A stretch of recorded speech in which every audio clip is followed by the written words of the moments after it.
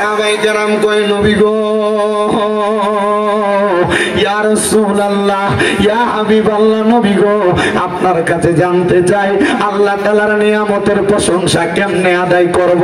তুই নবী কয় দুই মাধ্যম, এক নাম্বার বেশি কোরআন তেলাওয়াত, দুই নাম্বার বেশি বেশি আল্লাহর ইবাদত। এই দুইটা মাধ্যমে আল্লাহ তাআলার প্রশংসা করা যায়। আসেন জবান বন্ধ না রাইখা মুহাব্বতের আওয়াজে উচ্চ কণ্ঠে আল্লাহ তাআলার কোরআনের তেলাওয়াত করি আর জোরে জোরে পড়ি আউযু বিল্লাহি মিনাশ শাইতানির রাজিম বিসমিল্লাহির রাহমানির রাহিম ওয়া নুনাজ্জিলু মিনাল কুরআনি মা হুয়া শিফাa'un ওয়া রাহমাতুল লিল মুমিনিন ওয়া ক্বালা তাআলা ফি কালামিহিল মাজিদ ওয়া ফি ফুরকানিহিল হামিদ লা ইউকাল্লিফুল্লাহু নাফসান ইল্লা উসাহা وقال في حديث الشريف عن انس رضي الله تعالى عنه قال سمعت رسول الله صلى الله عليه وسلم يقول ان من اشراط الساعه ان يرفع العلم ويكثر الزنا ويكثر الزنا ويكثر شرب الخمر ويقل الرجال ويكثر النساء حتى يكون ل50 امرأة القيم الواحد متفق عليه او كما قال عليه الصلاه والسلام. وقال في روايه الحديث ابن ماجه عن انس رضي الله تعالى عنه قال سمعت رسول الله صلى الله عليه وسلم الا انبئكم بخياركم قالوا بلى يا رسول الله قال خياركم الذين اذا ذكر الله عز وجل رواه ابن ماجه او كما قال عليه الصلاه والسلام. وقال في شان حبيبه ومحبوبه ومعشوقه مخبرا وآمرا إن الله وملائكته يصلون على النبي يا أيها الذين آمنوا صلوا عليه وسلموا تسليما اللهم صل مولانا محمد وعلى مولانا محمد اللهم صل سيدنا مولانا وعلى آل سيدنا. আপনারা কি দুরূদ শরীফ পড়তে কষ্ট হচ্ছে বাবা? আল্লাহর নবী বলেছেন আমার উম্মতের মধ্যে সবচেয়ে বখিল মানে সবচেয়ে কিপটা ওই উম্মত যার সামনে আমি নবীর দুরূদ শরীফ পড়া হইলো আর সে জবানরে বোবার মতো করে রাখলো। নবী বলছে এই উম্মত সবচেয়ে বখিল সবচেয়ে কিপটা। আমরা কি বখিল উম্মত? এখন আমরা বখিল উম্মত? নবীজি কয় উম্মত দুনিয়াতে সেই উম্মত আমি নবীর প্রতি যত বেশি দুরূদ শরীফ আদায় করবে জান্নাতের মধ্যে ওই উম্মত আমি নবীর তত কাছাকাছি থাকবে। জোরে কোন সুবহানাল্লাহ। তাহলে সবাই জোরে সোরে দুরূদ শরীফ পড়েন আল্লাহুম্মা সাল্লি মারহাবা মারহাবা সাইয়্যিদ মাওলানা মুহাম্মদ ওয়া আলা আলি সাইয়্যিদিনা रहमतल लिल आलमीन नबीजी रहमतेर खजीना रहमत दिए भरपुर करेन रहमत छाड़ा बाँची ना अल्लाहुम्मा सल्ली मौलाना मुहम्मद वाला आली सय्यदना मौलाना মুহাম্মদ লা ইলাহা ইল্লাল্লাহু লা ইলাহা হাসবি রাব্বি জাল্লাল্লাহ মা ফি কলবি গায়রুল্লাহ পড়েন হাসবি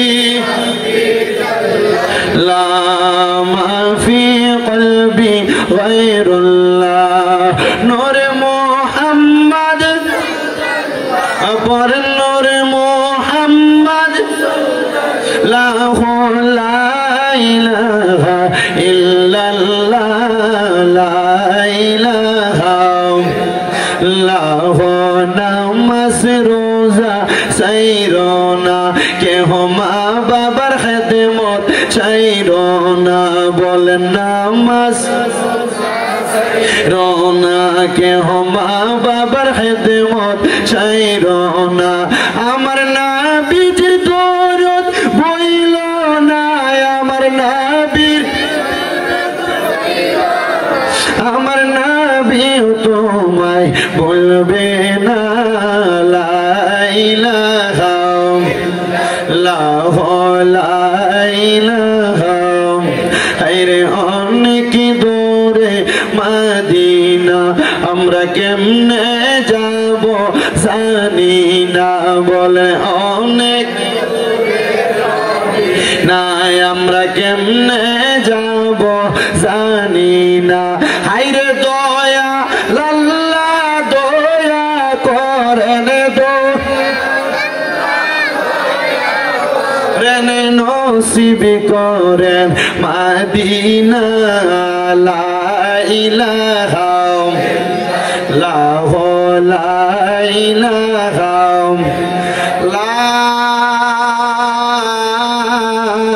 ইলাহা ইল্লাল্লাহু মুহাম্মাদুর রাসূলুল্লাহ সাল্লাল্লাহু আলাইহি ওয়াসাল্লাম। হে আমার রামপুর খলিফা বাড়ি এলাকার ভাই বাবারা ও আমার পর্দার অন্তরালের মা বোনেরা, আমরা তো জীবনে গুনাহ কম করি নাই। আমরা জীবনে যত গুনাহ, আল্লাহর কসম আমার গুনাহ আপনারা দেখলে আমারে বক্তা বানায় বসাইতেন না। দাড়ি পাকা পুরা পুরা মুরব্বী বাবারা একবার চিন্তা করে দেখেন, আপনার জীবনের গুনাহ যদি আপনার ফুতে দেখতো আপনার বাপ কইয়া ডাকতো না। এ যুবক ভাই, আপনার জীবনের গুনাহ যদি আপনার মা দেখতো সন্তান কইয়া পরিচয় দিত না। পর্দার অন্তরালের মা, ও মা, তোমার জীবনের গুনাহ যদি তোমার সন্তান দেখতো মা কইয়া পরিচয় দিত না। মা গো মা, আর কত গুনাহ করবা গো মা, জীবনের গুনাহ করা এখন থেকে বন্ধ করো গো মা। জানুনি গো মা, জানুনি গো আমার আব্বাজিরা, এই গুনাহ করার কারণে একদিন আপনারে আমার জাহান্নামের আগুনের মধ্যে জ্বলা লাগবো। হায়রে, জাহান্নামের আগুনের মধ্যে পড়লে আমার সন্তান আমারে বাঁচাবো না, আমার বাপ আমারে বাঁচাইতো না, আমার বন্ধু বান্ধব বাঁচাইতো না। আল্লাহর নবী ডাক দিয়ে কই উম্মতের দলেরা, ওই সময় তোমারে দুইটা জিনিস বাঁচাইবো। নবী গো দুইটা জিনিস কি? আমার নবী কয় আল্লাহর কোরআন থেকে, ইন্নাল্লাযীনা আমানু ওয়া আমিলুস সলিহাত, নিশ্চয়ই নিশ্চয়ই ঈমান এবং আমল দুইটা জিনিস তোমারে বাঁচাইবো। শুধু বাঁচাইতো না, কানাত লাহুম জান্নাতুল ফেরদাউসি নুজুলা, আল্লাহ তাআলা তুমি ওই বান্দা নেক আমল করার কারণে, নেক আমল এবং ঈমান রাখার কারণে তুমি বান্দারে জান্নাতুল ফেরদাউসে রাখবো। আর এই ঈমান এবং আমল যেই ব্যক্তিগুলা ভালো রাখতে পারে, আমার আল্লাহ কোরআনে কয় উলাইকা হুম খায়রুল বারিয়া, এরা হইল দুনিয়ার সবচাইতে ভালো মানুষ। হায়রে, ও আমার ভাই বাবারা, আপনার ঈমানটা ঠিক আছে নি? এই কথার গ্যারান্টি আপনারা কে দিব? আপনার মনটা আমলগুলা এখনো ঠিক আছে কিনা এটার গ্যারান্টি কে দিব? জীবনে কত গুনাহ করছেন, আপনার গুনাহগুলা মাফ হইছে নি? এই গুনাহগুলা কেমনে মাফ করাইবেন? আসেন না রে বাবা, কলবের মধ্যে আল্লাহ তাআলার একটু জিকিরের পয়গাম জারি করে দেয়, যেন আপনার আমার জীবনের গুনাহগুলা মাফ হইয়া যায়। চক্ষুটা বন্ধ করে দিয়া আমার আল্লাহ তাআলার একটু আসনে জাতের জিকির করবেন, যেন আমার আল্লাহ তাআলা আপনার আমার জীবনের গুনাহ মাফ করে দেয়। মুহাব্বতের আওয়াজে একটু দমে দমে আল্লাহ তাআলার জিকির করেন। আল্লাহ আল্লাহ আল্লাহ আল্লাহ আল্লাহ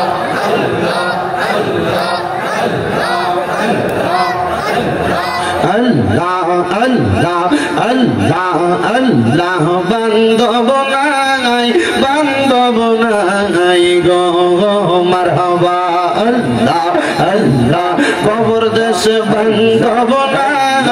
বান্ধব নাই গো মারহাবা আল্লাহ আল্লাহ আল্লাহ আল্লাহ আল্লাহ আল্লাহ আল্লাহ আল্লাহ আল্লাহ আল্লাহ আল্লাহ জবান খুলে আল্লাহ আল্লাহ একটা গুনাহ নাই আল্লাহ আল্লাহ আল্লাহ আল্লাহ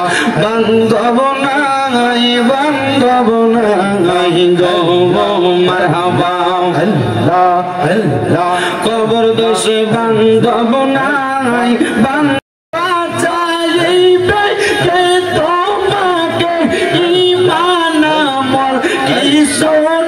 তোমার বান্ধব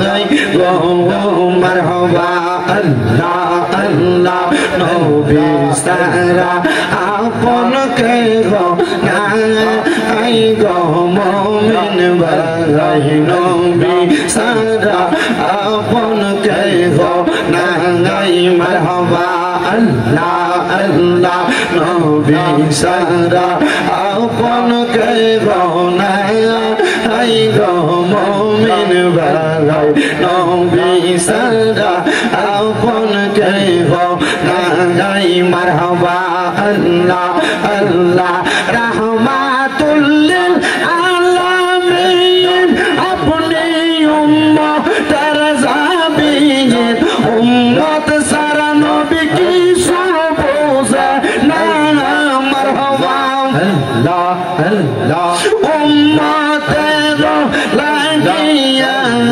সাজদায় নবী ফরিয়া কান্দন সদা উম্মত বলিয়া হায় রে মুমিন ভাই নবী সারা আমার বান্ধব কে গো নাই মারহাবা আল্লাহ আল্লাহ আল্লাহ হায় রে হাবিবুল্লাহ আমরার চোখের মনি মক্কি মাদানী হাবিবুল্লাহ আমরার চোখের মনি মারহাবা আল্লাহ আল্লাহ আল্লাহ আল্লাহ আল্লাহ আল্লাহ হাবিবুল্লাহ আমরার চোখের মনি মক্কি মাদানী হাবিবুল্লাহ আমরার চোখের মনি মারহাবা আল্লাহ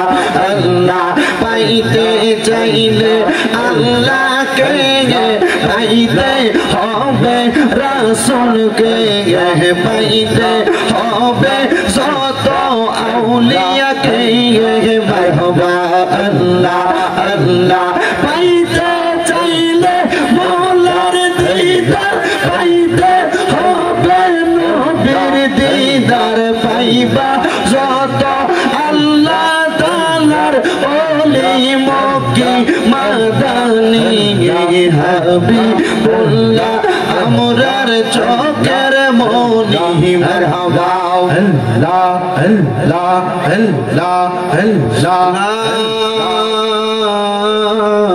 ইলাহা ইল্লাল্লাহ মুহাম্মাদুর রাসূলুল্লাহ সাল্লাল্লাহু আলাইহি ওয়াসাল্লাম জবান বন্ধ রাখবেন না মুহাব্বতের আওয়াজে উচ্চ কণ্ঠে জোরে জোরে পড়েন আলহামদুলিল্লাহ কারীম থেকে ছোট্ট একটা আয়াতে কারিমা তেলাওয়াত করেছি যে আয়াতে কারিমার তাফসীর করেছেন আল্লামা জালালউদ্দিন সুয়ুতী রাহমাতুল্লাহ আলাইহি ওনার তাফসীরে জালালাইন শরীফের মধ্যে তাফসীরুল কোরআন মাহফিল শুনেন কিন্তু তাফসীরুল কোরআন মাহফিলের মূল ভাঙ্গানুপাত এবং মূল ধারাবাহিকতা বোঝার চেষ্টা করেন আল্লামা জালালউদ্দিন সুয়ুতী রাহমাতুল্লাহ আলাইহি এবং জালালউদ্দিন মুহল্লি রাহমাতুল্লাহ আলাইহি দুইজন তাফসীরকারক এক আয়াতের সমান সমান তাফসীর করতেছেন আমি আল্লাহ তাআলার কোরআন থেকে পড়েছি বিসমিল্লাহির রহমানির রহিম ওয়া নুনাজ্জিলু মিনাল কুরআনি মা হুয়া শিফাউ ওয়া রাহমাতুল লিল জোরে কন্না সুবহানাল্লাহ তাআলা ঘোষণা করেন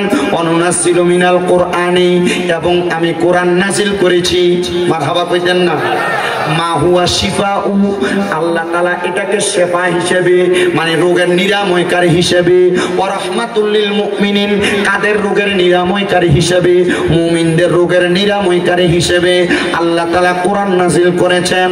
ও মুসলমান, কোরআন কেমনে মুমিনের জন্য নিরাময়কারী? এবার রাসূল সাল্লাল্লাহু আলাইহি ওয়াসাল্লাম বলে, ও জগতের বান্দার দলেরা, ও জগতের উম্মতের দলেরা, যখন তোমরা আল্লাহ তাআলার কোরআনের দিকে তাকাইবা, তোমাদের যে কোনো রোগের কথা স্মরণ হইলে আল্লাহ তাআলার কোরআনে তোমাদের সকল রোগের চিকিৎসা আছে। এবার আপনারা বলেন, আল্লাহ তাআলার কোরআনে আমাদের সকল রোগের শিফা আছে না নাই? আরো জোরে কোন আছে না নাই? ও বাবা, আমরা সমাজে কত ফতোয়া, হুজুররা দিয়া কোরআন খতম করান যাইতো না, হুজুররা দিয়া সাবা খতম করান যাইতো না, এত রকমের খতম নাকি হুজুররা বাইর করছে। কিন্তু কোরআনের ভিতরে অনেকগুলো আয়াত আছে যে আয়াতগুলো পয়রা পয়রা কোন অসুস্থ ব্যক্তির সামনে যদি একটু ফু দেওয়া হয়, আল্লাহ তাআলা কোরআনুল কারীমের আয়াতের বরকতে দুনিয়ার ওই অসুস্থ মানুষটারে শেফা দান করে দেয়। আর উলামায়ে কেরাম এটার নাম দিতে শাফা খতম। আপনারা হয়তো জানেন, ও বাবা, কোরআনুল কারীমের কতগুলা কোরআনের আয়াত পড়ে, কিন্তু এর মধ্যে সর্বশ্রেষ্ঠ একটা সূরা হইল যে সূরাটার নাম হলো সূরাতুল ফাতিহা। ওই সূরা ফাতিহার একটা না, দুইটা না, তিনটা না, আল্লাহ তাআলার কোরআনুল কারীমের সূরা ফাতিহার 19টা অর্থ হয়, 19টা অর্থ হয়। সূরা ফাতিহার 19টা অর্থের মধ্যে একটা অর্থ হইল উম্মুল কোরআন, উম্মুল কোরআন মানে কোরআনের মা।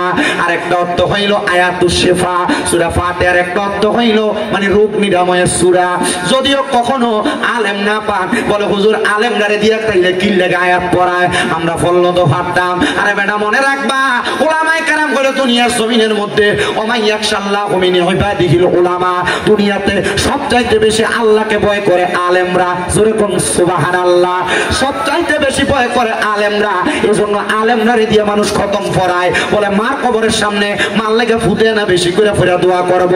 হ্যাঁ, ফুটে কইরা করলেও দোয়া হইব, কিন্তু আলেমরারে দিয়ে করাইলে আল্লাহ দোয়াটা তাড়াতাড়ি কবুল করবে, এটার একটা গ্যারান্টি আছে, কারণ তারা আল্লাহরে বেশি ভয় করে। কিন্তু মুসলমান আলেম যদি আলেমের দাম না রাখতে পারে, আলেম যদি আলেমের সম্মান নিজেই মারি দিয়ে যায়, আলেম যদি আলেমের সম্মান নিজেরটা নিজে নষ্ট করে যায়, এটার জন্য তা আমরা দায়ী না। আমরা সব সময় চেষ্টা করি আলেম ওলামার দাম, আলেম ওলামার সম্মান বাড়াইয়া দিতে। ও মুসলমান, কোরআনুল কারীমের মধ্যে অনেক সূরা আছে যে সূরার আয়াতগুলো তেলাওয়াত করলে আল্লাহ তাআলা শেফা দান করে। সালামুন কাওলাম মির রাব্বির রহিম, সালামুন আলা ইব্রাহিম, সালামুন আলা ইয়াসিন, সালামুন আলা মুসা ওয়া হারুন। আছে না নাই? ওয়া শিফাউল লিমা ফিস, আছে না নাই? কথা কয় না, আসেনি আসেনি। কোরআনের প্রত্যেক জায়গার মধ্যে কেন মিয়া কথা কয় না? যে কিতেছে এটা হচ্ছে আমার পুরো হোমনা দিয়ে আমার একটা ফাঁকলা বক্ত প্রত্যেকে এসেছি কেমন বনিয়ার সর, বনিয়ার সর। ওই আমি রামপুরে লই যাই, আমি ওই মাথাত গেল এটা যা, এই মাথাত গেল এটা যা, করতে পাগল বানাইছে। আপনার কষ্ট হইতেছে বাবা? আরো জোরে কোন কষ্ট হইতেছে? তাহলে বলেন, কোরআনের ভিতরে রোগের শেফা আছে না নাই? জোরে কোন না আছে না নাই? কেমন শেফা?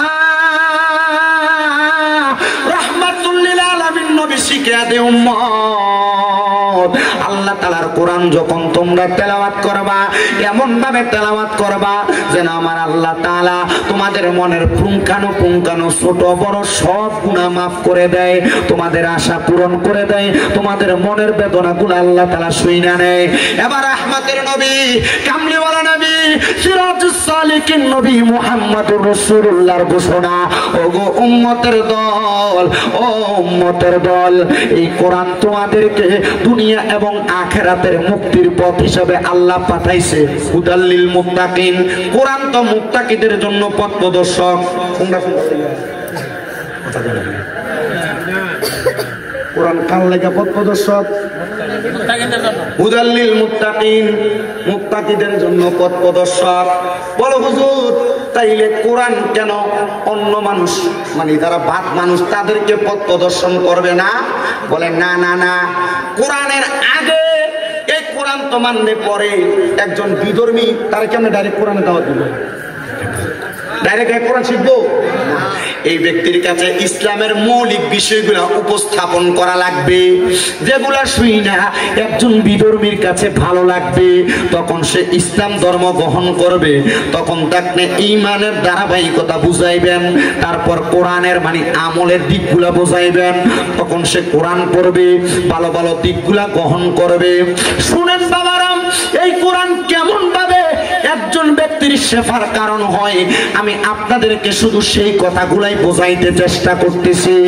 আল্লাহ তাআলার অনেক বান্দা দুনিয়াতে বসবাস করে, কিন্তু অনেক হাফেজে কোরআন দুনিয়াতে বসবাস করে। হাফেজে কোরআন মানে বুঝেন তো আপনারা, যারা কোরআন শিক্ষা গ্রহণ করে মানে কোরআন মুখস্থ করে, ওই হাফেজে কোরআনরা আল্লাহ তাআলার কোরআন মুখস্থ করে কথা সত্য, কিন্তু তারা এই কোরআনের তাসির তাদের সিনার মধ্যে কতটুকু আছে তাদের চাইতে বেশি কিন্তু আল্লাহ ছাড়া আর কেউ জানে না।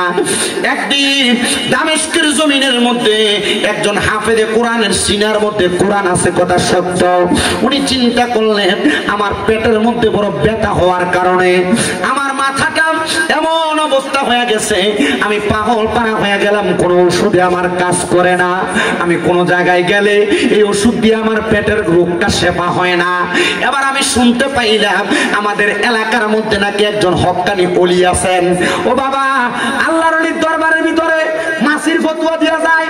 আরে বাবা, নবী যখন দুনিয়াতে ছিলেন, নবীজি দুনিয়া থেকে রওজা মুবারকে যাওয়ার আগে দুনিয়ার জমিনের ভিতরে এই দুনিয়াতে মাসির যে ফতোয়া মারে আপনার কাছে, এগুলা তো আপনারা বুঝাই দিয়ে গেছে গা, আপনারা এরপরে আর বুঝার মতো আপনি চিন্তা করতেছেন আর কইছে এটা সহি, এটাই সহি, এটাই সহি না। আরে বাবা, মাজারওয়ালা এই ব্যক্তিগুলা তো আল্লাহর ওলি, এই ব্যক্তিগুলা তো হক্কানি। কিন্তু হ্যাঁ, আরেকটা কাহিনী আছে, আপনার এই অত্র অঞ্চলের ভিতরে বিভিন্ন জায়গায় মাজারের ভিতরে আছে না, আল্লাহর ওলির নাম দিয়ে মাজারের ভিতরে বেরিয়ে দিয়ে গান করে। কথা ঠিক আছে নি ভাই? কথা ঠিক আছে নি? মাজার মানে গান বাজনা না তো, মাজার মানে আল্লাহর ওলির দরবার মানে গান বাজনার জায়গা না। আল্লাহর ওলির দরবার মানে তরিকত, শরীয়ত, হাকিকত, মারফত সব শিক্ষা গ্রহণের জায়গা। সুবহানাল্লাহ নাই দো, সুবহানাল্লাহ নাই দো। আরে গৌসে পাক আব্দুল কাদের জিলানির দরবারে বেরিয়ে গান কইতো না, খাতা করিবে না ওদের দরবারে বেরিয়ে গান কইতো না, এখনো কয় না। হযরতে বাহাউদ্দিন নকশবন্দির দরবারে বেরিয়ে গান কইতো না, এখনো কয় না। মুজাদ্দেদ আল হাসানির দরবারে এখনো বেরিয়ে গান কয় নাই, ভবিষ্যতে কইতো না। মনে রাখেন বাবা, মনে রাখেন, মাথায়ও রাখেন, আল্লাহর ওলিরা মানুষকে সত্য ধর্ম এবং দিন শিখাইতে আসে। তো আল্লাহর ওলিরা হক, এই আল্লাহর ওলিদের ওসিলা দিয়ে যখন আমরা দোয়া করি, তখন আমরা কাছে ওসিলা কই ফেলি। ওসিলা দিতে কে কইছে? ডাইরেক্ট আল্লাহর কাছে যাবি। ওসিলা দিতে আল্লাহ কইছে, আল্লাহর কোরআন ওয়াবতাকু ইলাইহিল, আল্লাহ নিজে বলতেছে ওসিলা তালাশ করার জন্য। আমরা আল্লাহর কথা মানি, বলেন কার কথা মানি? ওয়াবতাকু ইলাইহিল ওসিলা কি আমার কথা না আল্লাহ কোরআনের কথা? আমরা আল্লাহর কোরআনের কথা মানি। আমার সাথে জিগান, আমার সাথে আসেনি না, আমি কত পুকুরে জিগান, আমি মিছা কথা বলে দিতেছি। আল্লাহর কোরআন বলে ওসিলা দেওয়ার জন্য। ওসিলা কাট দিবেন? হক্কানি রব্বানি ব্যক্তিদের ওসিলা দিবেন। কথা কোন না, হক্কানি রব্বানি ব্যক্তিদের ওসিলা দিবেন। কেমন ওসিলা দিবেন? এবার ওই হাফেজে কোরআন বলতেছে আমার পেটের মধ্যে বড় পীড়া, দামেস্কের জমিনে বড় মাপের আল্লাহর ওলি, ওই আল্লাহর ওলি ওনার দরবারের মধ্যে কত মানুষ আসা যাওয়া করে, কত মানুষ আসা যাওয়া করে। ওই মানুষগুলা আল্লাহর ওলির কাছে যায় কত রকমের কথা বলে, কিন্তু বাবার আপনারা মনে রাখবেন সব সমস্যার সমাধান করে দেয় কি? ধরে বলেন না কে? আল্লাহ করে দেয়, কিন্তু আল্লাহর ওলিরা সামান্য ওসিলা মাত্র। ও বন্ধু,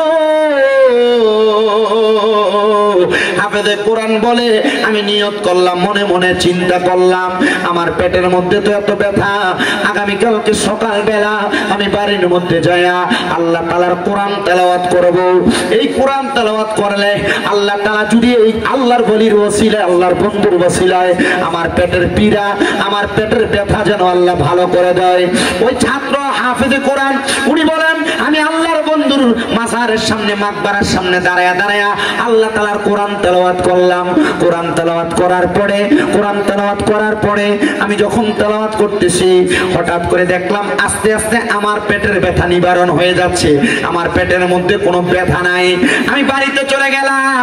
যাওয়ার পরে হঠাৎ পরের দিন আমি লক্ষ্য করে দেখলাম আমার পেটের মধ্যে আবার পীড়া দিচ্ছে, পেটের মধ্যে আবার ব্যথা দিচ্ছে।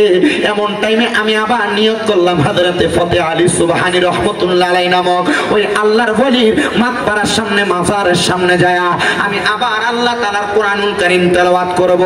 উনি বলেন আমি দ্বিতীয় দিন আবার আল্লাহর ওলির মাকবারার সামনে যাইয়া আল্লাহ তাআলার কোরআন তেলাওয়াত করতে লাগলাম। কোরআন যখন তেলাওয়াত করতেছি আবার আমার আল্লাহ তাআলা আমার পেটের ব্যথা নিবারণ করে দিছে।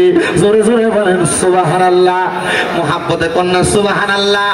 এবার আল্লাহর ওলিটা লক্ষ্য করে দেখতেছে, সামনে দিয়ে আসো, তুমি এদিক দিয়ে পেছন দিয়ে যাও, পেছন দিয়ে, সামনে দিয়ে মানুষের ডিস্টার্ব দিও না। আল্লাহর ওলির মাকবারার সামনে আমি যখন দ্বিতীয়বার কোরআন তেলাওয়াত করলাম আমার পেটের ব্যথা নিবারণ হয়ে গেছে। এবার আমি চলে গেলাম, কিন্তু তৃতীয় দিন আমি লক্ষ্য করে দেখলাম আমার পেটের মধ্যে আরো ব্যথা। আমি আবার আল্লাহর ওলির মাকবারার সামনে দাঁড়ায়া দাঁড়ায়া আল্লাহ তাআলার কোরআন তেলাওয়াত করা শুরু করলাম। কিন্তু অন্যদিন আমি যখন কোরআন তেলাওয়াত করতাম আমার পেটের ব্যথা সাথে সাথে নিবারণ হয়ে যাইত, কিন্তু আমার পেটের ব্যথা নিবারণ হচ্ছে না, মানে পেটের ব্যথা যায় না। আগের 2 দিন কোরআন তেলাওয়াত করছে, পেটের ব্যথা গেছে গা, পরের দিনও করছে গেছে গা, কিন্তু তৃতীয় দিন কোরআন তেলাওয়াত করে পেটের ব্যথা। ছেলেটা চিন্তা করতেছে আমি এমনি কোরআন তেলাওয়াত করলাম, এই বাচ্চাটির একটু আওয়াজ দিতে বললো কোরআন জানি হারবার করে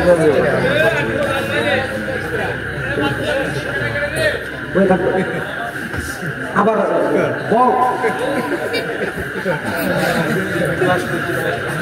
সার যখন খুঁজছি তখন দরকার লাগছে, অনার দরকার লাগছে।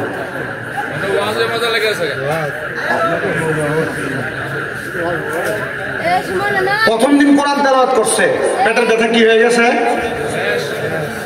দ্বিতীয় দিন করছে তখন পেটের ব্যথা, কিন্তু তৃতীয় দিন কোরআন তেলাওয়াত করে পেটের ব্যথা আর যায় না, পেটের ব্যথা। অন্যদিন যে পরিমাণ কোরআন তেলাওয়াত করতো তার চাইতে 4 ডবল কোরআন তেলাওয়াত করে ফেলাইছে, কিন্তু পেটের ব্যথাই যাইতেছে না। ছেলেটা ডাক দিয়ে বলে আমি আরো বেশি কোরআন তেলাওয়াত করতে লাগলাম, আমার পেটের ব্যথা নিবারণ হয় না। আমি যখন কোরআন তেলাওয়াত করতেছি আবার আমার পেটের ব্যথা নিবারণ হয় না, আমার মাথাটা একটু গরম হয়ে গেছে। আমি এমন টাইমে ওই আল্লাহর ওলির মাকবারার পাশে, মানে মাজারের পাশে, কবরের পাশে আমি একটা বেত দেখা এটা হাতের মধ্যে নিয়া আল্লাহর ওলির মাজারের উপরে, মাকবারার উপরে আমি ঠাস ঠাস করে 3টা বাড়ি মারছি। 3টা বাড়ি মারছে, 3টা বাড়ি মাইরা আমি রাগান্বিত হয়ে হাতের বেতটা নিয়া আমি সামনের দিকে যাইতেছি। হায়রে, যখন আমি সামনের দিকে যাই দেখলাম আমার চোখের সামনে একজন ব্যক্তি দাঁড়ায় গেছে। ওই ব্যক্তির শরীরের কাপড়গুলা এলোমেলো, দেখতে তত সুন্দর লাগে না, যেটা আমরা পাগল মনে করি, একবারে পাগলের মতো আমার সামনে দাঁড়ায় গেছে। আমি জিগাইলাম কে আপনি, পরিচয় কি গো, আপনার পরিচয় কি? উনি ডাক দিয়া কয় আমার পরিচয় জানা লাগবে না রে হাফেজ সাহেব। এত রাগান্বিত, হাতের মধ্যে বেত নিয়ে যাও কই? বলে পেটের মধ্যে বড় ব্যথা, সামনে তাইকা সরো, নচেত এই বেত দিয়া তোমারে আঘাত করব। এবার পাগলা ডাক দিয়া কয় তুমি মনে করছো কবরের উপর বাড়ি দিয়া বাচ্চা গেছো আর আমারে বাড়ি দিয়া বাচ্চা যাইবা? না না না, বাঁচতে পারবা না। হাফেজ সাহেব আমি এমন কথা শুই না থমকে গেলাম। আমি আর তার সাথে কথা বাড়াইলাম না। আমি বললাম আমি যে কবরে বাড়ি দিছি কেউ তো দেখেন নাই, আপনি দেখলেন কেমনে? আমারে ডাক দিয়ে কয় বাবা পেটের মধ্যে ব্যথা, আগে তোমার ব্যথাটা তুমি সারাইতে চাও কিনা বলো? বলে হুজুর সারাইতে চাই। এবার ওই হাফেজ সাহেব ডাক দিয়ে কয় ওই পাগল ব্যক্তিটা কি যেন পইরা আমার পেটের মধ্যে ওনার হাতটা বুলিয়ে দিছে। বুলানোর সাথে সাথে আমার পেটের মধ্যে যে ব্যথা ছিল ওই ব্যথাটা নিবারণ হয়ে গেছে। আমার পেটে কোনো ব্যথা নাই। আর আমারে বলছে আর কোনোদিন আমার পেটের মধ্যে ব্যথা হবে না। আমার পেটে ব্যথা ব্যথা হবে না। এই কথাটা বলার সাথে সাথে আমি একটা লাফ দিয়া ওই পাগল ব্যক্তিটার পায়ের মধ্যে ধরে ফেলাইছি। আমি বললাম, হুজুর, ও আমার প্রাণের হুজুর, আমি আপনার কদমের মধ্যে ধরে বলি গো হুজুর, আপনার কদমে ধরে বলি হুজুর, আপনি বলেন না আমার পেটের ব্যথা আপনি যে ভালো করে দিলেন, আপনি এমন কি আল্লাহর ওলি? আমি তো এতদিন পর্যন্ত মরা ওলির কবরের ভিতরে যে কোরআন পড়ছি, আমি আপনার এতদিন পর্যন্ত চিনি নাই। উনি ডাক দিয়ে কই, পাওটাকে ছাড়ো, তারপর আমার পরিচয় জানো। উনি আবার পাওটা ছাড়ার পরে ওই পাগল ব্যক্তিটা বলে, এবার তুমি আমার দিকে একটু তাকাও। এই তাকাও কথাটা বইলা ওই পাগল ব্যক্তিটা পিঠের মধ্যে থেকে পিছন দিক থেকে ফিরা, পিঠের উপর থেকে কাপড়টা ফিরে দিয়া ডাক দিয়ে কই, তাকায় দেখো তো আমার পিঠের মধ্যে কয়টা দাগ দেখা যায়? বলে, আপনার পিঠের মধ্যে দাগ দেখা যায় 3টা। এরে হাফেজে কোরআন, ওই কবরের মধ্যে বাড়ি দিছিলা কয়টা? বলে, বাড়ি দিছিলাম 3টা। বলে, 3টা বাড়ি আমার পিঠের ভিতরে লাগা রয়েছে রে, আমি তোর বাড়িগুলা সহ্য করতে পারি নাই। তুই যখন বাড়ি দিয়া আমার কবরের সামনে থেকে চলে আসো, আমি আমার মাওলার কাছে ফরিয়াদ জানাইছি, আল্লাহ আমার একবার ক্ষমতা দাও, আমি দুনিয়াতে যাইয়া ওই হাফেজে কোরআন রে তার পেটের ব্যথাটার জন্য আরেকবার দোয়া কইরা দিয়ে আসি। হাফেজে কোরআন কয়, বুঝলাম না, আমি তো কবরের সামনে বাড়ি দিছি, কবরের মধ্যে বাড়ি দিছি, আপনার পিঠে আসলো কেমনে? আর আপনি বা কেন আমার পেটের ব্যথা 2বার বালা হয়েছে, 3য়বার বালা করাইলেন না? ডাক দিয়া কয়, বাবারে, ব্যথা তো মাফ করার মালিক আল্লাহ, ব্যথা দেওয়ার মালিক আল্লাহ। কথা কন, কথা কন, কথা কন। আমার এত রোগ হয়, এতে জ্বর হইয়া রয়েছে। গত পরশুদিন মাহফিল করছি, পরশুদিন তো করলাম বাঞ্ছারামপুর করিগঞ্জ দিয়েছি, বাঞ্ছারামপুর করিগঞ্জ যদি ফেরিঘাটের এখানে স্টেজ থেকে নামার পরে দাঁড়াইতে পারতেছি না, গাও একবারে থরথর করে কাঁপতেছে। ব্যাপারে কইলাম, তাড়াতাড়ি যে কোনো ফার্মেসির সামনে আমার গাড় পড়েছে।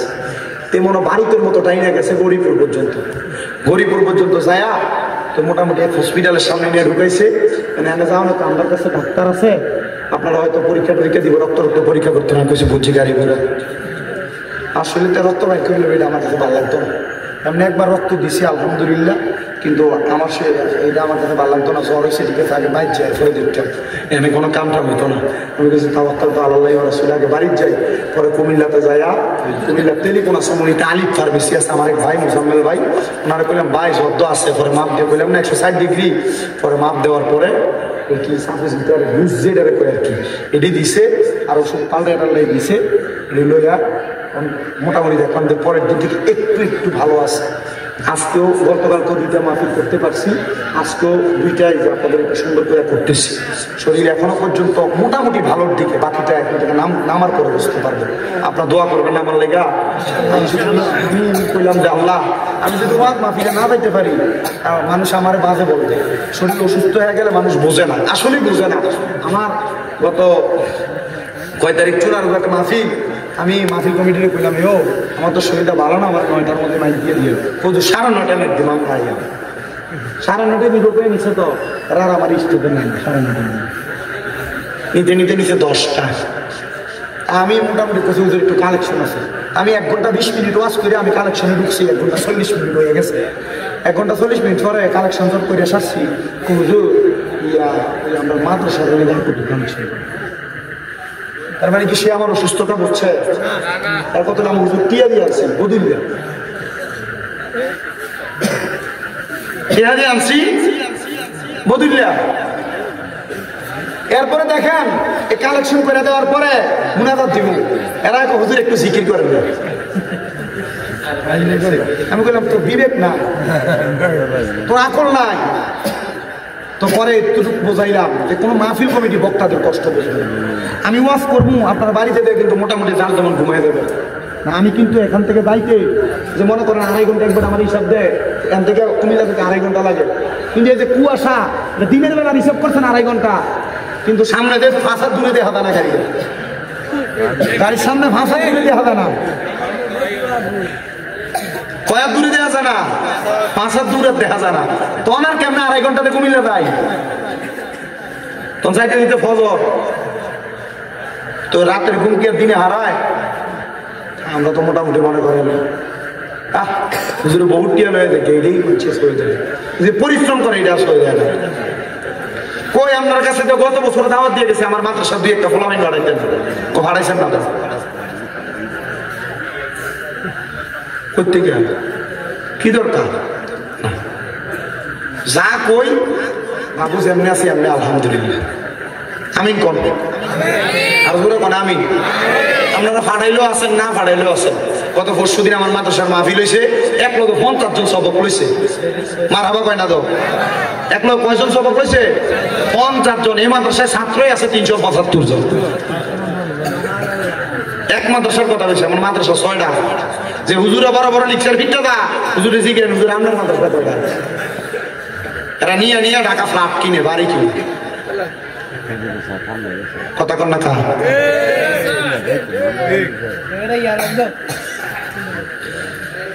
আপনার কষ্ট হইতেছে না তো আমি আপনারা বেশিক্ষণ কষ্ট দিতাম না কটা বাজে 11টা বাজে মাত্র আল্লাহ কবুল করো একটু দুরূদ শরীফ পড়েন সালাতুন ইয়া রাসূলুল্লাহ সালামুন ইয়া হাবিবাল্লাহ আলাইকুম সালাতুন ইয়া রাসূলুল্লাহ সালামুন ইয়া হাবিবাল্লাহ মদিনার মাটি যদি হইতাম নবীজিকে বুকের মাঝে রাখিতাম সালাতুন ইয়া রাসূলুল্লাহ সালামুন ইয়া হাবিবাল্লাহ আলাইকুম সালাতুন ইয়া রাসূলুল্লাহ সালামুন ইয়া হাফেজে কোরআন একটা ডাক দিয়া কয় পাগল পাগল আপনার কাছে জানতে চাই তাইলে আপনার কবরে বাড়ি দিলাম এই বাড়ি যদি আপনার ফিডে লাগে এ পাগল তাহলে আমি যে আপনার কবরের সামনে দাঁড়ায় দাঁড়ায় কোরআন পড়ছি প্রথম দিন আমার ব্যথা তো মাফ হয়েছিল দ্বিতীয় দিন পড়ছি মাফ হয়েছিল তৃতীয় দিন পড়ছি ব্যথা কেন বাড়লো পাগল একটা ডাক দিয়া কয় কোরআনে হাফেজ ব্যথা দেওয়ার মালিক আল্লাহ নেওয়ার মালিক আল্লাহ বাড়ায়া দেওয়ার মালিক আল্লাহ কমায়া দেওয়ার মালিক আল্লাহ হাফেজ সাহেব প্রথম দিন যখন তুমি আমার কবরের সামনে দাঁড়ায় দাঁড়ায় কোরআন পড়ছ তোমার কোরআন তেলাওয়াতটা আমি কবরের বাসিন্দার কাছে বড় মায়া লাইগা গেছে আমি ওই সময় আমার আল্লাহর কাছে কইছি আল্লাহ তার কোরআন তেলাওয়াতটা যেহেতু এত সুন্দর আল্লাহ তার কোরআন তেলাওয়াতের বরকতে তুমি তার পেটের ব্যথাটা ভালো করে দাও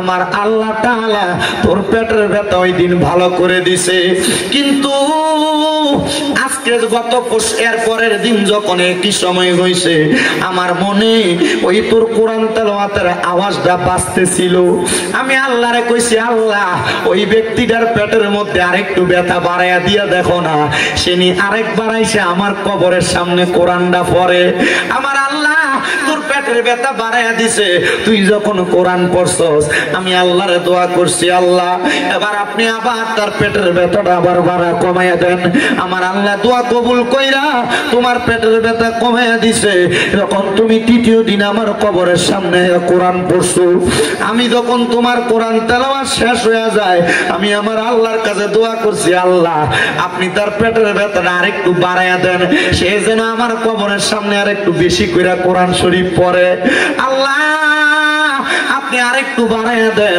সে যেন আমার কবরের সামনে একটু বাড়াইয়া কোরআন শরীফ পড়ে হায়রে তুমি যখন আরেকটু বাড়াইয়া পড়ছো তুমি যখন কোরআন তেলাওয়াত আবার শেষ করো আমি আবার আমার আল্লাহর কাছে কইছি আল্লাহ আপনি তার পেটের ব্যথাটা আরেকটু বাড়াইয়া দেন সে যেন আরেকটু আমার কবরের সামনে কোরআন তেলাওয়াত পড়ে কিন্তু আমি বুঝছি না রে তুই যে এই কোরআন তেলাওয়াত করতে করতে বিরক্ত হয়ে যাবি রাগান্বিত হইয়া আমার কবরের উপর আঘাত করবি তার মানে বোঝা যায় আল্লাহর ওলিদের কবরের উপরে আঘাত করলেও এটার ব্যথা আল্লাহর ওলিরা পায় কথা কন্যা ঠিক কিনা অনেক মুনাফিকেরা অনেক বেঈমানেরা গত কয়েকদিন সরকার পতনের পরে দেখছেন নি আপনারা জানি না মাজারের মধ্যে হামলা চালাইছে আল্লাহর আল্লাহর ওলির মাজার ভাঙতে গেছে।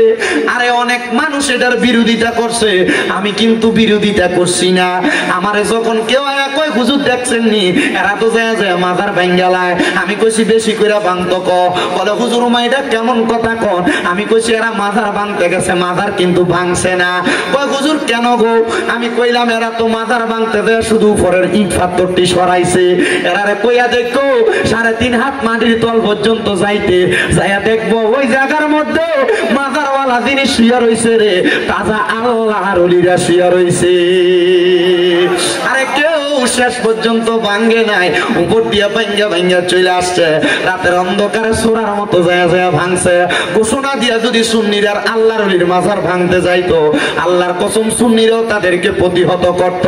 মনে রাখবেন আমার আল্লাহর নবী ঘোষণা করে, আল্লাহ তাআলা হাদিসে কুদসির মাধ্যমে জানায়া দেয়, মান আতালি ওয়ালিয়ান ফাকাদ আযামতুহু বিল হারব। আমার আল্লাহর বন্ধুদের সাথে যারা দুশমনি করে, আল্লাহর ওলিদের সাথে যারা বেয়াদবি করে, আমার আল্লাহ কয় আমি আল্লাহ নিজে তার লগে যুদ্ধের ঘোষণা করি। এবার আপনারা বলেন বাবারা, আল্লাহর ওলিদের লগে বেয়াদবি করলে যদি আমার আল্লাহ যুদ্ধ ঘোষণা করে, আল্লাহর লগে যুদ্ধ করার ক্ষমতা দুনিয়ার কোন মানুষের আসেনি রে বাবা, নাই নাই নাই।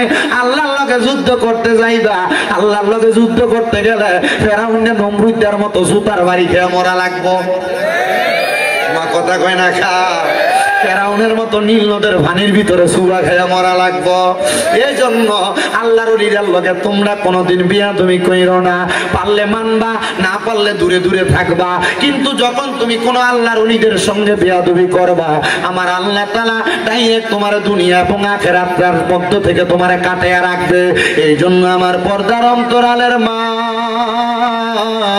ও আমার বাবারা, আমি যেই জন্য এই কোরআনুল কারীমের মর্যাদার বয়ানটা করতেছিলাম, আপনারা বেশি বেশি করে কোরআন তেলাওয়াত করবেন।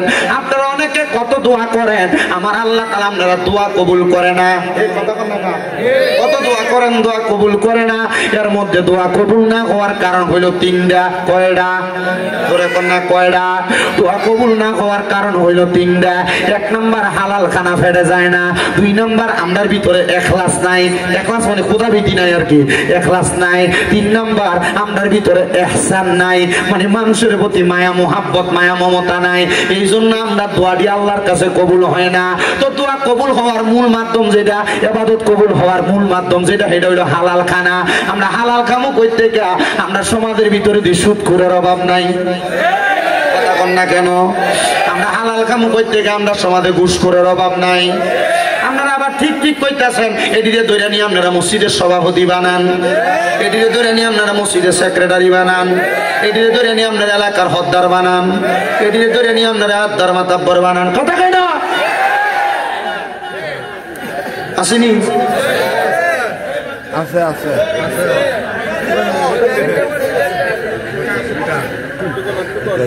যদি কয় আমরা সুদকা সভাপতি বানাই, সুদকা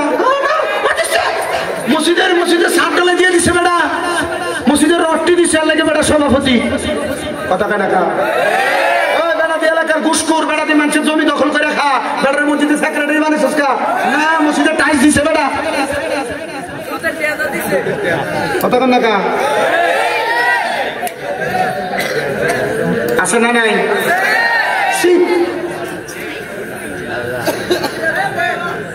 আল্লাহ আপনার কষ্ট দিতেছে। আসেনি এমন? কম না বেশি? এলাকা হদ্দারি করে এবারটা, এবারটা এবারটার বাইবাতিতে জমি দখল করে রাখা, এবারটা তো মানুষের বিচার করতো, হিসাব আর তোর খুব ভালো এবারটা।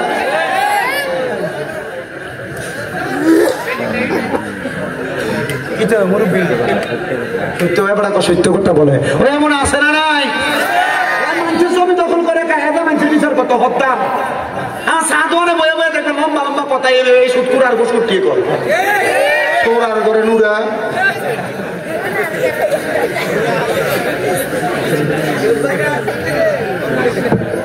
আছে না নাই? আমার দেখবেন এই রামপুরের বাজারে দেয়া মুরগা কিনতে, আপনি দেশিটা কিনতে পারতেন। আপনি কিনতে পারতেন না, এবার 1 মুঠে কিনবেন, মুঠের দাম 3000, এবার প্রায় 3500 মধ্যে কেউ আপনি 3000 তো বেচাইলে কষ্ট হয়ে দেবো। আমার ইচ্ছে হয়েছে আধা মনে 1 মানে কিনে না,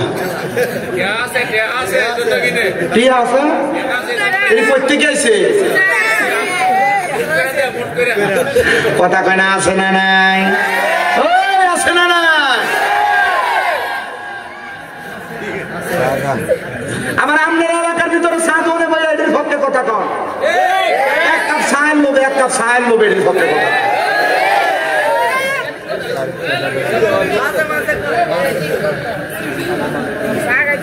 কথা বলেন এমন আছে না নাই?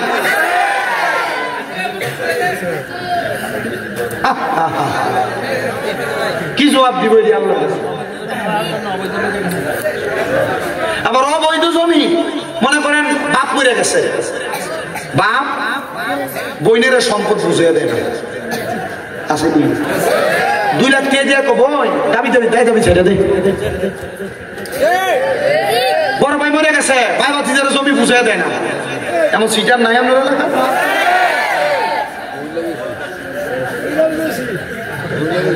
আল্লাহ এটি থেকে আমরা হেফাজত করব, আমিন কর। আমার বাজানেরা কষ্ট গেছে, গভীর মনোযোগ,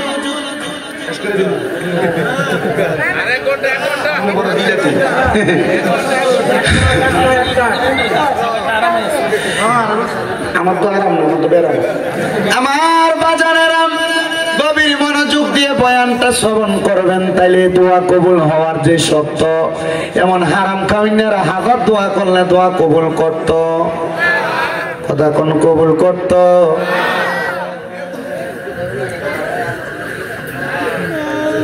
আল্লাহরে ভয়ও করা লাগবো, মানুষের প্রতি ইহসানও করা লাগবো, মায়া দয়াও করা লাগবো, লাগবো নি? লাগবো নি? অনেক মা বোনেরা দোয়া করে কবুল হয় না, মা বোনেরা মনোযোগ দিয়ে শোনো গো মা, তোমরা জান্নাতে যাওয়া বড় সহজ গো মা। আল্লাহর নবী শিখিয়ে দেয়, কোন মহিলা যদি 4 কাম করে জান্নাতি। কয় কাম? নবী গো 4 কাম কি? নবী কয় 1 নাম্বার কোন মহিলা যদি পর্দা করে, 2 নাম্বার কোন মহিলা নামাজ পড়ে 5 ওয়াক্ত, 3 নাম্বার কোন মহিলা রোজা রাখে, 4 নাম্বার কোন মহিলা যদি স্বামীর আদেশ অমান্য না করে, তাহলে এই মহিলার জান্নাত একবারে সহজ। এ মহিলার চাইতে বড় আল্লাহর ওলি দুনিয়াত নাই। মারহাবা কোন, মারহাবা কোন। মা গো মা, নামাজ পড়ো, পর্দা করো, রোজা রাখো, কিন্তু জামাই যদি অন্য কোন কথা একটু থেকে একটু টের বেটের একটা দমক দাও, জামাইয়ের কথাটার মানো না, আল্লাহর কসম তোমার নামাজ কামে লাগতো না, রোজা কামে লাগতো না। লাগবো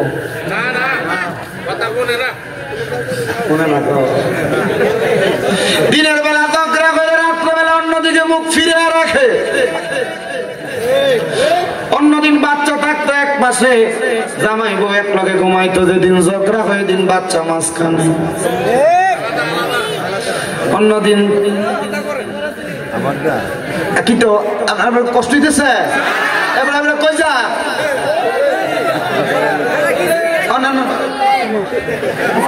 তারা ধরে রাখতে কষ্ট, আমরা আছে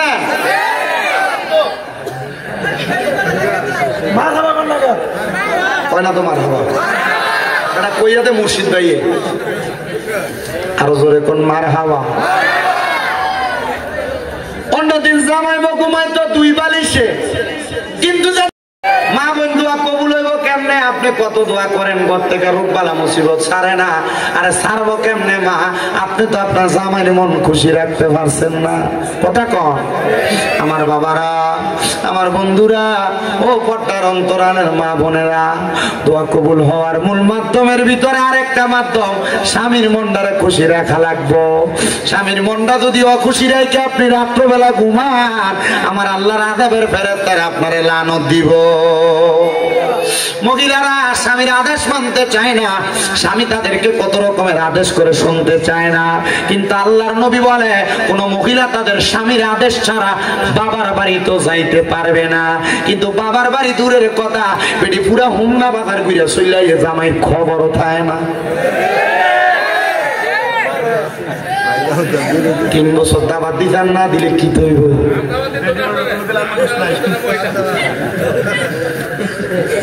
কষ্ট দিতেছে আপনারা। এ মা, যদি জান্নাতে যাইতে চাও গো, স্বামীর আদেশ মানবা, স্বামীর দমক সহ্য করবা, স্বামীর কথাগুলা মাইন্না মাইন্না চলবা। আমার নবী কয় এক একটা মহিলাকে আমি নবী পানির সাথে তুলনা করলাম। নবী গো কেন? বলে পাথরের সাথে তুলনা করি নাই। নবী গো কেন কেন কেন? বলে পাথর যেই কোনো জায়গায় রাখা যায় না, কিন্তু পানিকে যেই পাত্রে রাখবা সেই পাত্রের মধ্যে থাকবে। একটা মহিলা যদি পানির মতো হইয়া যায়, ওই মহিলা সংসারে কোনোদিন অশান্তি হবে না, ওই মহিলা কোনোদিন সাংসারিক জীবনে অশান্তি হবে পাবে না, ওই মহিলা কোনোদিন তার পারিবারিক ভাবে অশান্তি পাবে না। এই জন্য আমার খুলনার মা বোনেরা, রামপুরের মহিলারা, আপনারা কোনোদিন আপনাদের স্বামীর অমান্য করবেন না, স্বামীর অবাধ্য হবেন না, স্বামীর কথা অমান্য কইরা চলবেন না। দেখবেন গো মা, শান্তির অভাব হবে না। কিন্তু অনেক মহিলারা কই হুজুর স্বামীরে মানতাম কেমনে? বেড়া সিগারেট খেয়ে বাড়িতে আসে, বিড়ি খেয়ে বাড়িতে আসে, হুজুর বাথরুমের গুয়ের গন্ধ এত ভালো লাগে, জামাইয়ের মুখের সিগারেটের গন্ধ এর চাইতে আরো দুর্গন্ধ। তখন আর এই বেডির আর জামাইরে ভাল লাগে না, সুইটারে ভাল লাগে। কথা কয় না?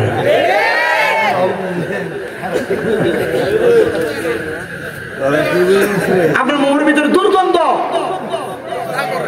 ফসা গন্ধ। আপনার বউ আপনার রাত্রবেলা গেলে আপনার পাশে দিয়ে শুইব কেমন? আপনি আমার ভালো লাগে না তখন? আর এটা বন্ধ করার লাগবো না। আল্লাহ দোহাই লাগে, যে পোলা পান অথবা যে ভাইয়েরা সিগারেট খায় এরা জিজ্ঞাসা করে দেখেন শিক্ষক কার কাছে। এরকম একদিন আমার এক ভাই কইছিল কোন রকম একটা টান দিয়ে দেওয়া হচ্ছে না, একদিন কোন রকম একটা টান দিয়ে দেওয়া হচ্ছে না, তারা বানাইছে।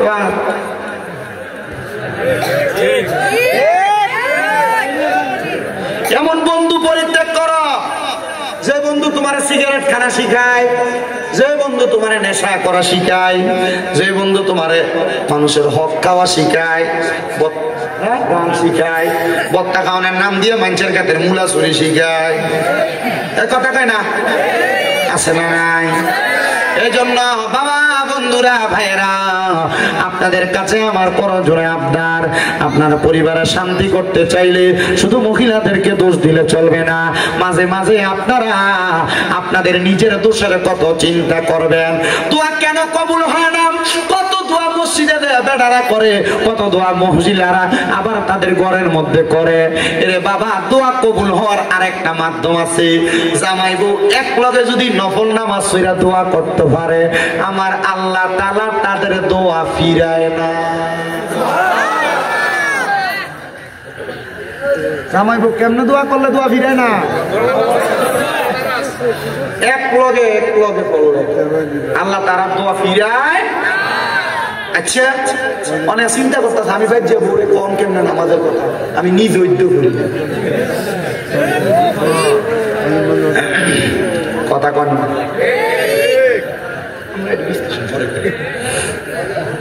ঠিক আছে নি? জামাই বউ এক লগে, ওই যে বাসর রাইতে এক লগে ভরাই দিছিল 2 টাকা,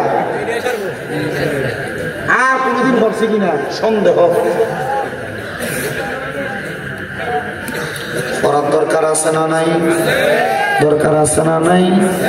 ও বন্ধু, ও নবীর উম্মতের দলেরা, এমন দোয়া কে করছে জানো? এমন দোয়া করছে আল্লাহ তাআলার পয়গম্বর হযরতে জাকারিয়া আলাইহিস সালাতু ওয়াস সালাম। বয়স বড় বৃদ্ধ হয়ে গেছে জাকারিয়া নবী। তো জাকারিয়া নবী ছিল হযরত মরিয়ম আলাইহিস সালাতু ওয়াস সালামের খালু। হযরত মরিয়ম আলাইহিস সালাতু ওয়াস সালামের খালু।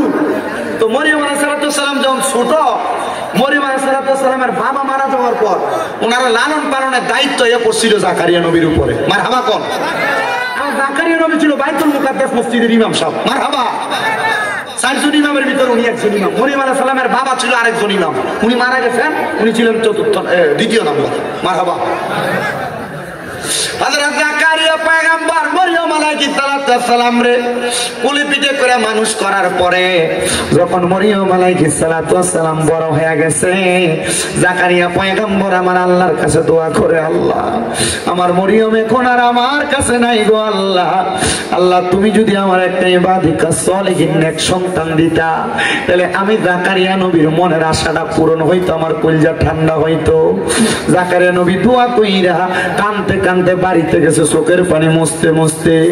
জাকারিয়া নবীর স্ত্রী জাকারিয়া নবীরে দেখা ডাক দিয়ে কই, স্বামী গো এমন ভাবে কান্না করতেছেন, কান্না করার কারণটা কি জানতে চাই। ডাক দিয়ে কই, স্ত্রী এমন ভাবে কান্না করার কারণটা তুমি জানতে চাও? আমি কান্দি আল্লাহ যেন আমার একটা সন্তান দেয়। বলে কেন? কারণ একটা সন্তানের দোয়ার কারণে আল্লাহ তাআলা মা বাপরে মাফ কইরা দেয়। হায় রে, আপনি না নবী, আপনারা কি লেগে মাফ করা লাগবে? উনি কয়, না রে না, সন্তানের প্রতি মায়া কোন মা বাবার নাই? অনেক পোলাপান মনে করে মা বাপ সন্তানকে বেশি বেশি এখানে সেখানে গেলে বারবার ফোন দিয়া দিয়া কয় তাড়াতাড়ি বাড়িতে আয়, এটা এমনি কয় না রে।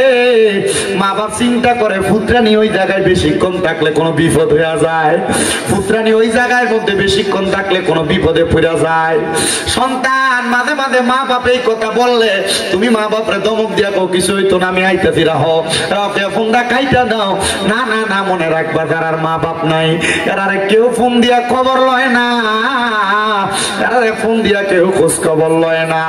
এজন্য আবদার জানাই রে ও আমার রামপুরের বাবারা, মা বাপ যদি তোমরা এমন ফোন দিয়া খবর লয়, আম্মা আব্বারে কখনো তোমরা ধমক দিও না।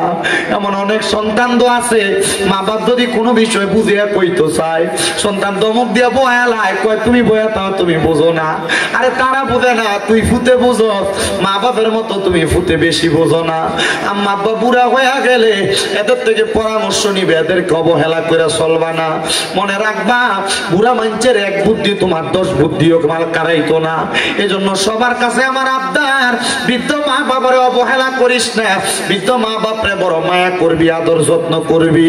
হযরত জাকারিয়া নবীর স্ত্রী ডাক দিয়ে কই, স্বামী আপনি যদি আমারে বলেন গো, আমরা স্বামী স্ত্রী দুইজন মিলে আল্লাহর কাছে দোয়া কইরাম। এতদিন তো আপনি বাইতুল মুকাদ্দাসে দোয়া করছেন, আমি আমার ঘরে বইসা দোয়া করছি, আজকে রাত্রবেলা আমরা স্বামী স্ত্রী দুইজন বইসা দোয়া করব, দেখবেন দোয়া কবুল করব। অনেক মহিলারা সন্তান হয় না, আমি বলবো স্বামীরে নিয়ে একসাথে রাত্রবেলা তাহাজ্জুদ নামাজ পড়বা, দেখবা আমার আল্লাহ তাআলা সন্তান দান করব।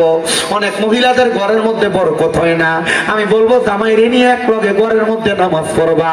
অনেক মহিলারা ঘরের মধ্যে রোগ বালা মুসিবত ছাড়ে না, আমি কমু জামাইটারে নিয়ে একসাথে নফল নামাজ পড়বা, ঘরের ভিতরে রোগ বালা মুসিবত থাকবে না, তোমরা নামাজ আর দোয়ার বরকতে আল্লাহ তাআলা সব ধরে দিব। এবার আপনারা বলেন আল্লাহর নিয়ামত অর্জনের জন্য স্বামী স্ত্রী একটাই কে করে ইবাদত করার দরকার আছে না নাই? জাকারিয়া নবীর স্ত্রী এবং জাকারিয়া নবী একসাথে দোয়া করে, দোয়া করার পরে আল্লাহ তাআলা জাকারিয়া নবী এবং ওনার স্ত্রীর দোয়া কবুল করে ফেলছে। আল্লাহ তাআলা বাণী পৌঁছায় দেয়, জাকারিয়া তোমাদেরকে একটা সন্তান দেওয়া হবে। জাকারিয়া নবীকে আল্লাহ সন্তান দিতা তো দিতা, আরো আগে দিতা, কিন্তু এখন আমার বয়স বৃদ্ধ বয়স, তুমি আমার সন্তান দিবা। আলহামদুলিল্লাহ। এ জাকারিয়া যখন সন্তান দেই নাই বলছি দেব না, তখনও বলতো আলহামদুলিল্লাহ, আবার এখনো কো আলহামদুলিল্লাহ। আল্লাহ তাআলা জাকারিয়া নবীর খুশি হয়ে একটা ছেলে সন্তান দান করছে। বাবা কইলেন না, ছেলে সন্তান দান করার পরে জাকারিয়া পয়গম্বর আল্লাহ তাআলার কাছে দোয়া করছি। জাকারিয়া নবীর ছেলেটা আস্তে আস্তে বড় হয়েছে, 7 বছর। কয় বছর? জাকারিয়া নবীর ঘর দুইটা, একটা ইবাদতখানা আর একটা হলো আলাদা সাইডের মধ্যে ইবাদতের জায়গা, একটা ইবাদতখানা আর একটা নিজে থাকার জায়গা। জাকারিয়া নবী বলে সন্তানের 7 বছর বয়স, আমি আমার থাকার ঘরের মধ্যে থেকে রাত্রবেলা বের হওয়ার পর রাতে আর ঘরে যাই নাই, আমি আমার ইবাদতখানার মধ্যে ইবাদত করতে করতে সময় কাটিয়ে দিছি। দেখবেন সকালবেলা ঘুম থেকে ওইটা সন্তানেরা বাবারে না দেখলে মাঝে মাঝে কান্দে। ছোট মানুষ কান্দে না, কান্না করে। তো জাকারিয়া নবীর সন্তান ঘুম থেকে জাগ্রত হইয়া জাকারিয়া নবীর সন্তানও কান্দে, মা আব্বাজান কোথায়? মা জননী দেখা দিতে তোমার আব্বাজান ওই ঘরের মধ্যে। এবার মা জননীর কথা শুনি না 7 বছরের ছেলে হাঁটতে হাঁটতে ঘরের মধ্যে প্রবেশ করলেন। এবার জাকারিয়া নবীর সন্তান জাকারিয়া নবীর কাছে যা দেখতেছে ওই ঘরের মধ্যে জাকারিয়া নবী নামাজের সেজদার মধ্যে মাথা ফালাইয়া রাখছে। সন্তান জাকারিয়া নবীর বাবরি কাটা চুলগুলার মধ্যে ছোট মানুষ তো বোঝে না, তুই আলগি দিয়া তুলছে আর তাকে দেখে জাকারিয়া নবীর চোখগুলা বড় বড় লাল হইয়া গেছে আর চোখগুলা দিয়া বায়া বায়া পানি পড়তাছে। ছেলে জিগায়, আব্বা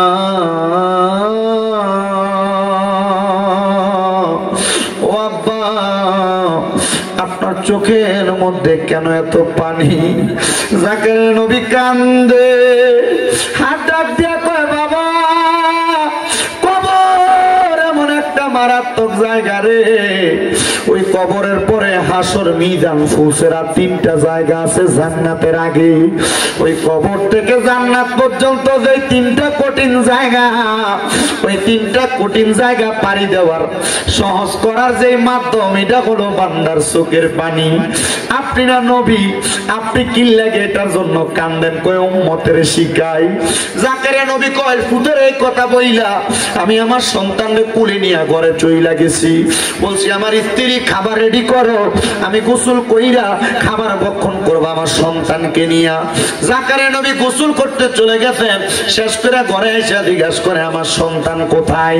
ওনার স্ত্রী বলতেছে, আমি তো জানি আপনার সন্তান আপনার সাথে। উনি বলে, আমি জানি তোমার সাথে। ও বন্ধু, ও নবীর উম্মতের দল, আশিকে রাসূল ভাই বাবারা, জাকারিয়া পয়গম্বর ওই জায়গার মধ্যে দাঁড়ায়া থাইকা ডাক দিয়া কই, স্ত্রী আমার সন্তান বুঝি ঘরের মধ্যে নাই? খুঁজতে খুঁজতে জাকারিয়া পয়গম্বর ওই এলাকার পাহাড়ের গুহা একদম বাদ রাখে নাই, গাছের আড়াল খেজুরের বাগান বাদ রাখে নাই, কোন মানুষের বাড়ি ঘর বাদ রাখে নাই, কোন জায়গার মধ্যে জাকারিয়া নবী ওনার সন্তানদের খুঁজা খুঁজা পাইতেছে না। 7 দিন হয়ে গেছে জাকারিয়া নবী ওনার সন্তানদের ঠোকাইয়া পাইতেছে না। জাকারিয়া নবী আমার আল্লাহর কাছে কান্দে, আল্লাহ এতদিন পর্যন্ত সন্তান দিছো না। আমি জাকারিয়া নবীর মনের ভিতরে কোনো কষ্ট ছিল না, এই বয়সের সন্তান দিলা, এখন সন্তানের বয়স 7 হয়ে গেছে, সন্তানদের 7 দিন খুঁজা পাই না। আল্লাহ আমি জাকারিয়া নবীর কাছে ভালো লাগে না। জাকারিয়া নবী কান্দে কান্দে কান্দে একটা খেজুর গাছের সাথে হেলান দিয়া কান্দতে কান্দতে ঘুমিয়ে গেছে। গায়েবী ভাবে আওয়াজ আসে, জাকারিয়া সব জায়গায় তো খুঁজলা, যে ঘরের ভিতরে তুমি যাইয়া আমি খোদারে ডাকো, ওই ঘরের ভিতরে যাইয়া সন্তানটারে খুঁজা দেখছো নি?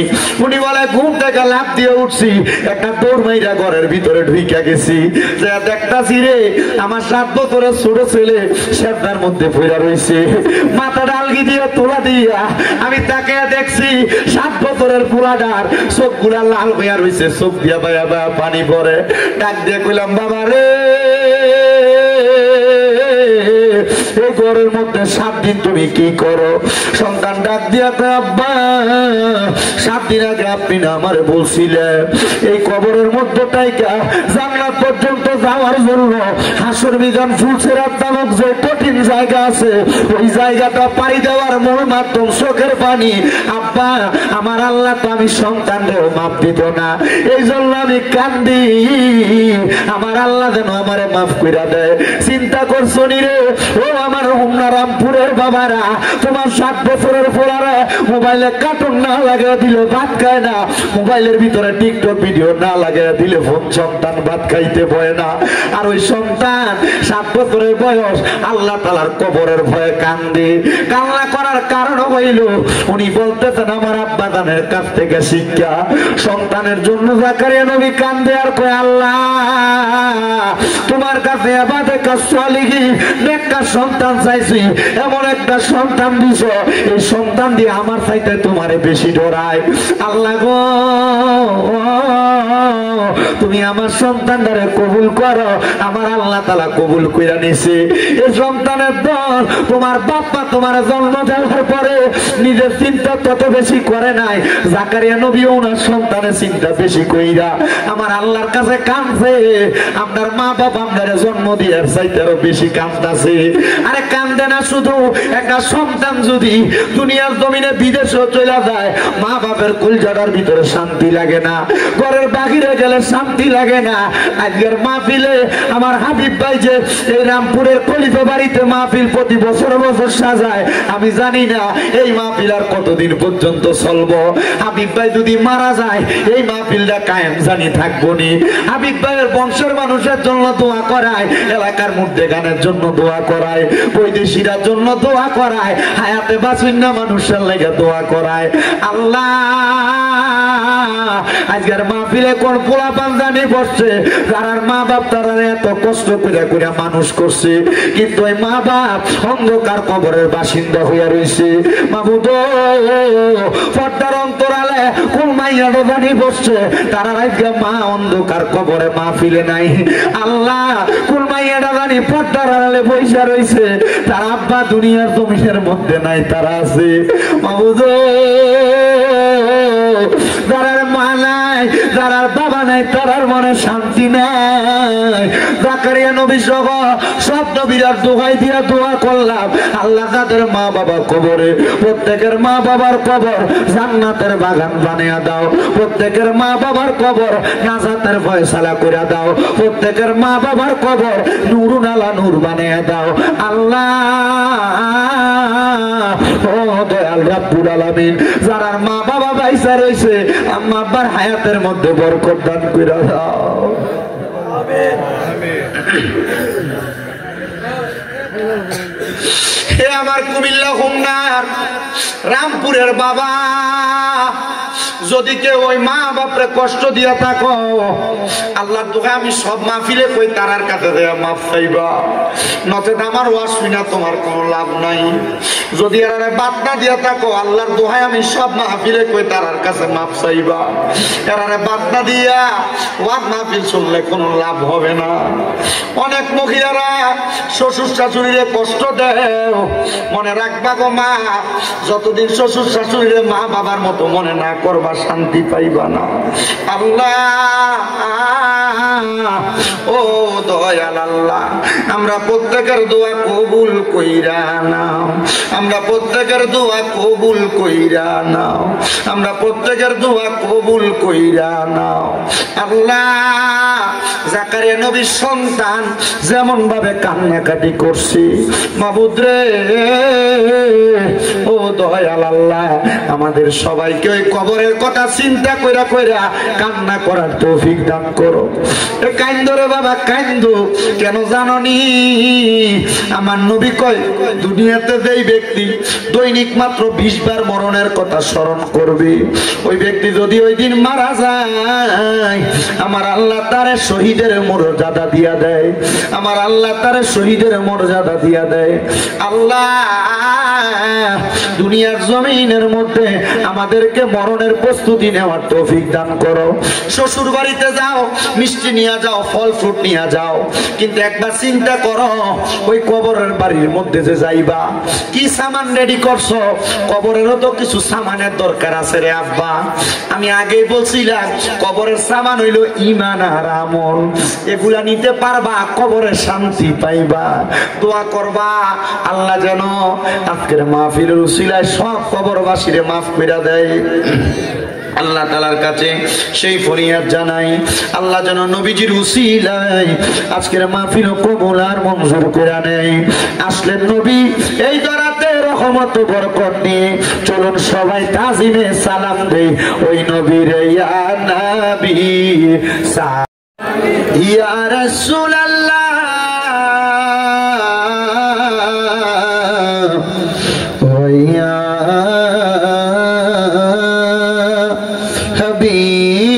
হাবিবাল্লাহ দয়াল নবী গো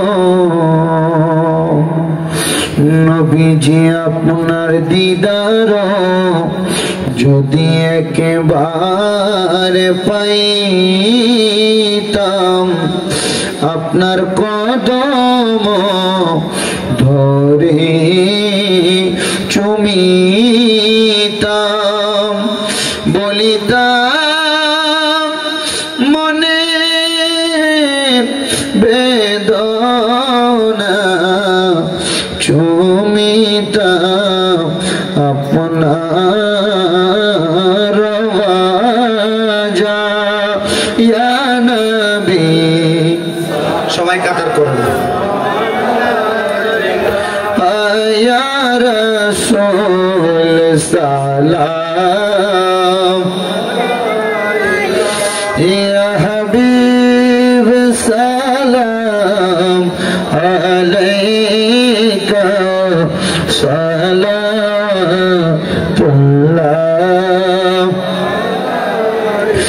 মায়ার নবীজি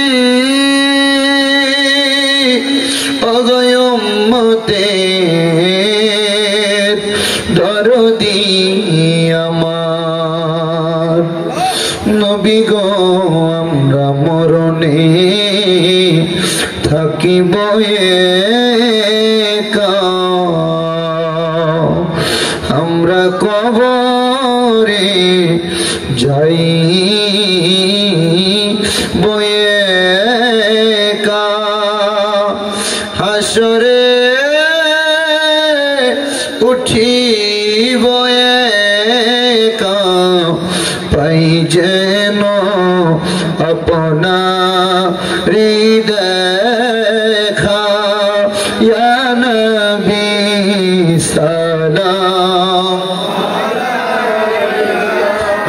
ইয়া রাসূল ইয়া হাবিব সালাম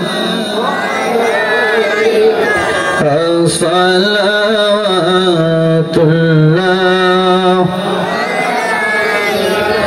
আলে নবী औलाद नबी और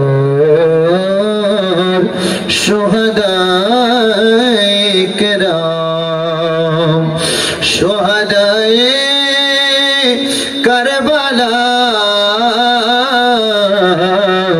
हजरत इमाम हुसैन जान देने की हालत पेला सलाम मुस्तफा जाने रहमत पे लाम शम्अ बज में हिदायत पेला खाजाए खाजे खान खाजा गरीब नेवाज उस महीनों दीनों मिल्लात पेला हो सलाम मुस्तफा जाने रहमत पेला लाम शम्अ बज में हिदायत पेला या पाके पंजातन लाखो सलाम या पाके पंजातन लाखो सलाम या पाक पंजातन लाखो सलाम या पाके पंजातन लाखो सलाम या हसन शाह हुसैन लाखो सलाम या हसन शाह हुसैन लाखो सलाम करबलार कुर्बानी शरण करो प्राण भरे सकले नामाज पढ़ो बलागल उला बिकमालिही।